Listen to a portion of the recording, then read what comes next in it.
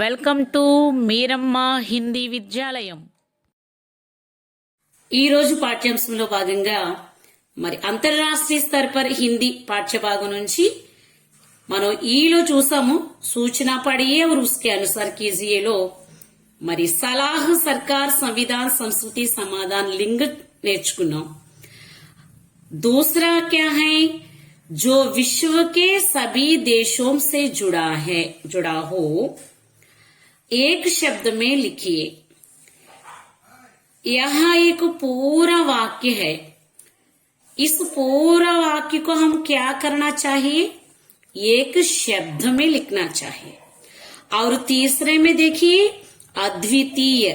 यहाँ एक शब्द है लेकिन इनको क्या करना है, अनेक शब्दों में लिखना है. माने अनेक शब्दों वाले वाक्य को एक शब्द में लिखना और एक शब्द वाले शब्द को अनेक शब्द में लिखना सीखना जरूरी है. इसके बारे में हम जान लेंगे. यहां देखिए एक शब्द. कोई वक्ता किसी बात को कहने में बहुत अधिक शब्दों का प्रयोग करता है और कभी कभी उसी बात को कम से कम शब्दों में कह देता है. మనం చాలా సార్లు చూస్తూ ఉంటాం కదా, మన స్కూల్స్ లో అనేకమైనటువంటి ఫంక్షన్ జరుగుతాయి. అప్పుడు మాట్లాడుతున్నటువంటి వక్తలు కొంతమంది చెప్పదలుచుకున్నటువంటి చిన్న విషయాన్ని కూడా చాలా పెద్దగా చేసి చెప్తారు. కొంతమంది ఎంతో పెద్ద సంభాషణని చాలా తక్కువ మాటల్లో చెప్పేస్తారు కదా. कम से कम शब्दों में अधिक से अधिक भावों को व्यक्त कर देना उत्तम माना गया है. సో ఎంత తక్కువ మాటల్లో ఎక్కువ భావజాలాన్ని మనం వ్యక్తీకరించినట్లయితే అది ఉత్తమమైనటువంటి సంభాషణగా చెప్పబడుతుంది. క్యోంకి ఐసీ బాత్ ప్రభావశాలి హోతీ హై. సో ఎవరైతే చాలా భావంతో కూడినటువంటి గొప్ప సందేశాన్ని చిన్న చిన్న మాటల్లో చెప్తారో ఆ చిన్న మాటలు చాలా ప్రభావవంతంగా ఉంటాయన్నమాట. कम शब्दों में अपने हृदय में स्थित भावों की अभिव्यक्ति गागर में सागर भरना कहलाते हैं. సో తక్కువ మాటల్లో వాళ్ళ యొక్క హృదయంలో ఉన్నటువంటి భావాల్ని వ్యక్తీకరించడాన్ని ఏమంటారంటే గాగరమే సాగర్ భరణ. గాగర్ మానే క్యా హై, గంగాళం. మనం చెప్తాం కదా తెలుగులో నీళ్లు నింపుకునేటువంటి గంగాళం. సో ఇలాంటి చిన్న గంగాళంలో సాగర్ భరణ. సాగర్ మానే క్యా హై, సముద్ర. సో చిన్న గంగాళంలో పెద్ద సముద్రాన్ని నింపినట్లుగా చెప్తారు. అంటే చిన్న చిన్న మాటల్లో పెద్ద పెద్ద భావ వ్యక్తీకరణ జరిగించడాన్ని ఏమంటారు, गागर में सागर भरना अंटार.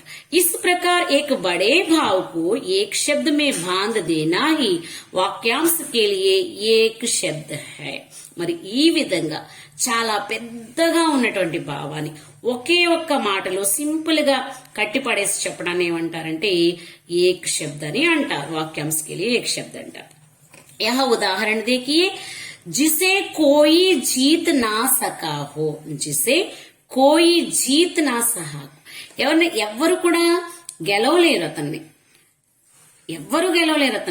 అంటే అతన్ని ఏమంటారు, ఒక మాటలో చెప్పాలంటే అజేయుడు అంటారు. और एक उदाहरण देखिए, जिसका शत्रु जन्म ही ना हो. అతనికి శత్రువు అనేవాడే పుట్టలేదంట. సో అతన్ని ఏమంటారు, అజాత శత్రువు అంటారు. సో ఇంత ప్రభావవంతంగా ఒక శబ్దంలో చెప్పడాన్ని మనం ఏమంటున్నాము, ఏక్ శబ్ద అని అంటున్నాము. ఇక్కడ చూడండి పదాలు చాలా విస్తారంగా ఉన్నాయి, కానీ ఈ భావం అంతటిని మాటలు ఇక్కడ ఒకే శబ్దంలో చెప్పేస్తున్నారు. ఇక్కడ అజేయుడు అన్నాము, ఇక్కడ అజాత శత్రు అన్నాము. సో మనకి టెక్స్ట్ బుక్ లో ఇవ్వబడినటువంటి మాటని చూద్దాం. టెక్స్ట్ బుక్ లో మనకి ఏమి ఇవ్వబడింది, జో విశ్వకే సభీ దేశం సే జుడా హో. జో విశ్వకే సభీ దేశం సే, ప్రపంచంలో ఉన్నటువంటి అన్ని దేశాలతోనూ కూడా సంబంధాన్ని కలిగి ఉంది. సో దాన్ని ఏమంటున్నాము, అంతర్రాష్ట్రీయ అంటున్నాము. అంతర్జాతీయంగా అన్ని దేశాలని కలుపుకున్నటువంటి స్థితిని ఏమంటున్నాం, అంతర్రాష్ట్రీయ లేదా వైశ్వీకరణ, విశ్వవ్యాప్తమైనటువంటిది అంటున్నాం. సో ఈ విధంగా మనకి అనేక శబ్దోమే ఉన్నటువంటి పదాలను కూడా మనం చూసినట్లయితే, అంటే అనేక శబ్దాలు ఎలా రాస్తాము, ఇవ్వబడినటువంటి ఏక శబ్దం ఇక్కడ చూసినట్లయితే శతాబ్ది, माने 100 वर्षों का समय 100 సంవత్సరాల సమయాన్ని శతాబ్ది అంటున్నాం. అలాగే చూడండి మృత్యుంజయ్, జిస్నే మృత్యుకో జీత్ లియా హో, ఎవరైతే మృత్యుని జయించారో వాళ్ళని మృత్యుంజయుడు అంటున్నాము. 100 సంవత్సరాల కాలాన్ని శతాబ్ది అని ఒక్క మాటలో చెప్తున్నాము. అలాగే ఎవరైతే మరణాన్ని జయించాడో వాళ్ళని మృత్యుంజయుడు అంటున్నాం. సో ఈ విధంగా మనకి టెక్స్ట్ బుక్ లో ఇవ్వబడినటువంటి వర్డ్ ఏంటి? अद्वितीय. अद्वितीय को अनेक शब्दों में लिखना. अद्वितीय माने जिसके समान दूसरा ना हो. దీనికి సమానమైనటువంటి రెండవది లేదు, అదే అద్వితీయం. అద్వితీయం అంటే ఏంటి? దానికి సమానమైనది వేరొకటి లేదు. సో ఈ విధంగా ఇవ్వబడినటువంటి అనేక శబ్దాలని ఏక శబ్దంలోను, ఇవ్వబడినటువంటి ఏక శబ్దని అనేక శబ్దంలోనూ రాయటం అనేది మనం దీని ద్వారా నేర్చుకుంటున్నాం. धन्यवाद. ई में देखिए, नीचे दिए गए వాక్య రచన की दृष्टि से समझिए. మరి క్రింద ఇవ్వబడినటువంటి వాక్య రచనని మనం దృష్టించి చూసి అర్థం చేసుకోవాలి. मुझे पूरा विश्वास है कि तुम हिंदी से अपना भविष्य बनाओगे. जो जानकारी दी गई है उसे समझिए. तुमने पूछा कि हिंदी का क्या महत्व है. यह 3 वाक्य है. वाक्यों की रचना क्या है, ये है हम जानना चाहिए.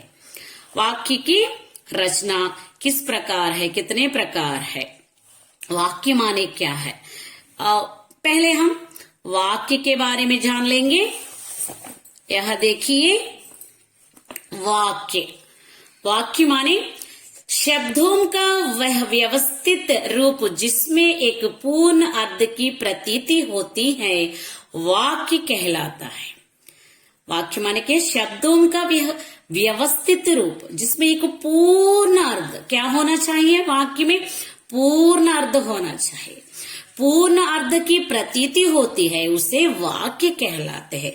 वाक्य में संपूर्ण अर्थ होना चाहिए, मीनिंगफुल గా ఉండాలి అంటున్నాడు. वाक्यों का वर्गीकरण 2 आधारों पर किया गया है. वाक्यों का वर्गीकरण कितने प्रकार? 2 प्रकार, 2 आधारों पर किया गया है. पहला अर्थ के आधार पर और दूसरा रचना के आधार पर.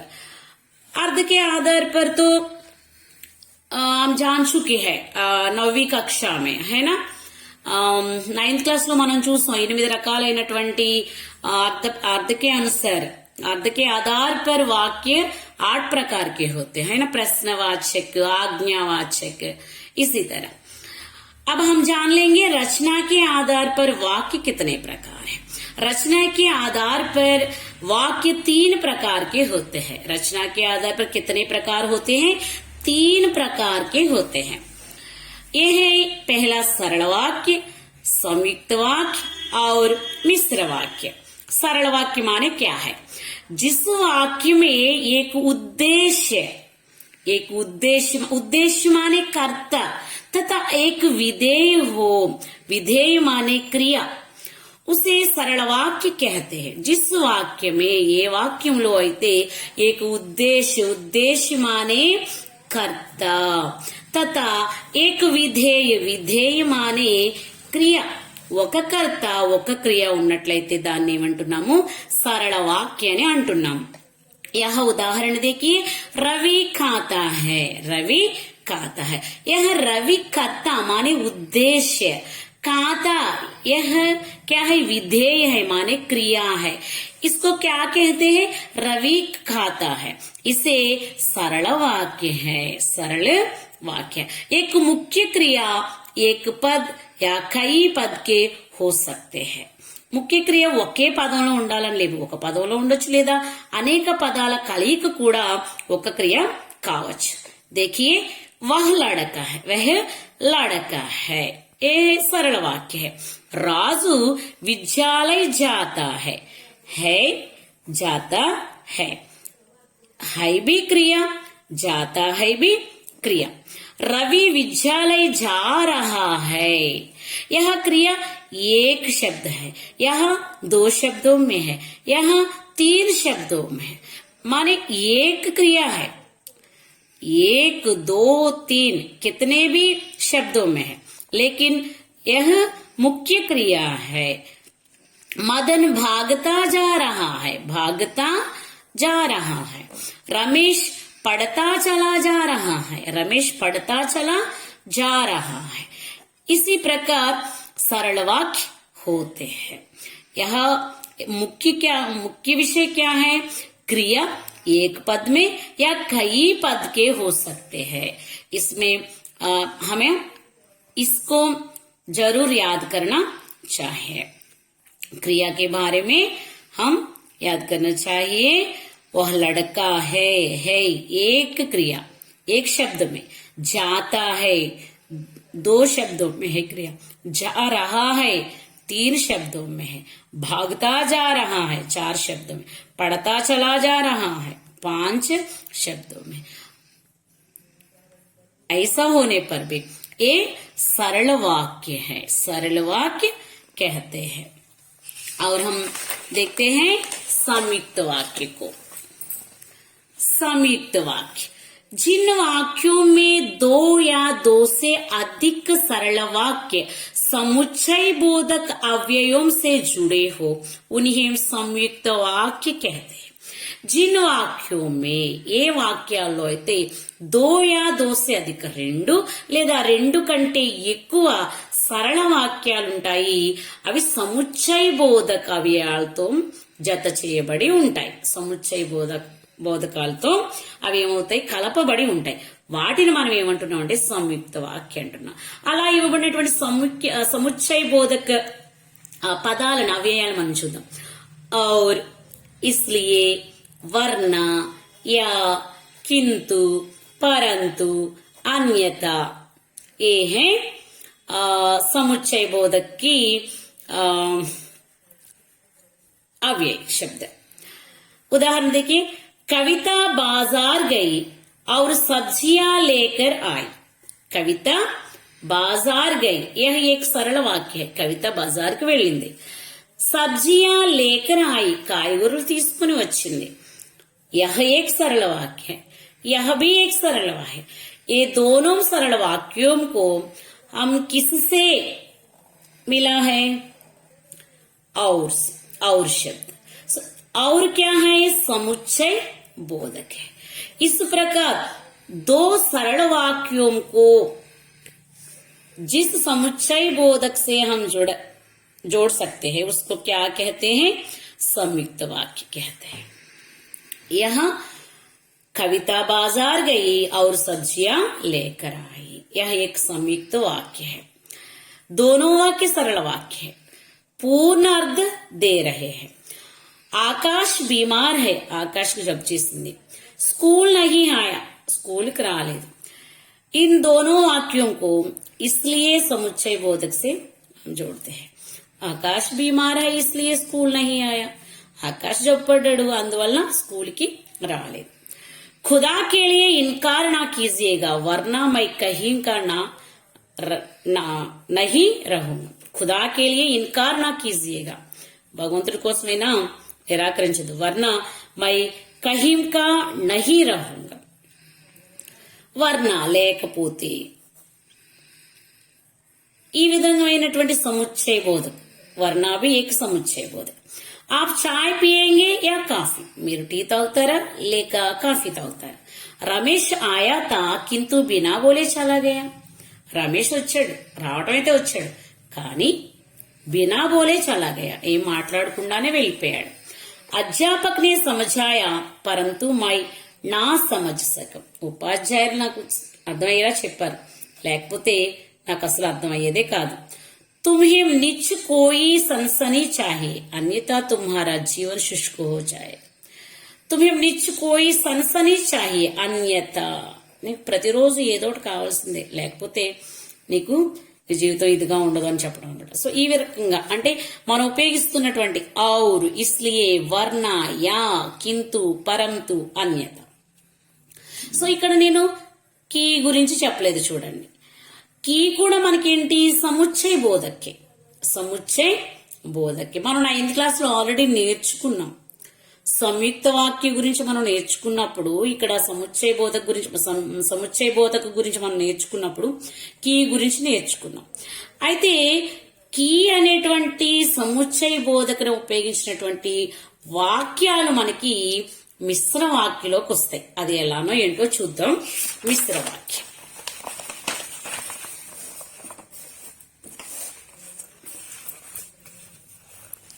देखिए, जिन वाक्यों में एक मुख्य या प्रधान वाक्य हो और अन्य आश्रित उपवाक्य हो उन्हें मिश्रित वाक्य कहते हैं.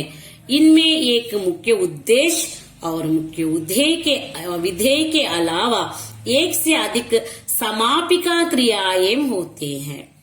जिन वाक्यों में ఏ వాక్యాల్లో అయితే ఏక ముఖ్య యా ప్రధాన వాక్యం, ఒక ముఖ్యమైన వాక్యం లేదా ప్రధానమైనటువంటి వాక్యం కంపల్సరీ ఉంటుంది. అన్య ఆశ్రిత ఉపవాక్యం, మిగిలినటువంటివన్నీ ఆశ్రిత ఉపవాక్యాలుగా ఉంటాయి. వాటిని మనం ఏమంటున్నాం అంటే మిశ్రిత వాక్యాలు అంటున్నాం. ఇన్మే ఒక ముఖ్య ఉద్దేశం और ముఖ్య విధేయకి అలవా, ఇందులో ఒక ముఖ్యమైనటువంటి ఉద్దేశం ఉంటుంది, ఒక ముఖ్య విధేయం ఉంటుంది. ఇవే కాకుండా ఏక్ సే అధిక సమాపికా క్రియాయం హోతీ హై, ఇంకా మిగిలినటువంటి క్రియలు కూడా ఉంటాయి. సమాపిక క్రియాయం भी होती हैं.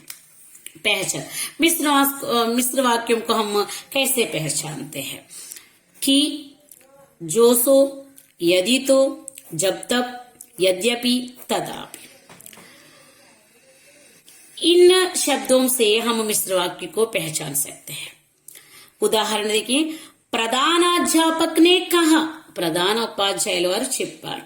చెప్పారు అంటే ఏదో ఒకటి చెప్పబడే ఉంటుంది, విషయం ఏదో ఉంటుంది కదా. చెప్పడం అనేది చెప్పారు ప్రధాన వాక్యం. ఏమని చెప్పారు? కల్కి చుట్టి రహేగి, కి కల్కి చుట్టి రహేగి.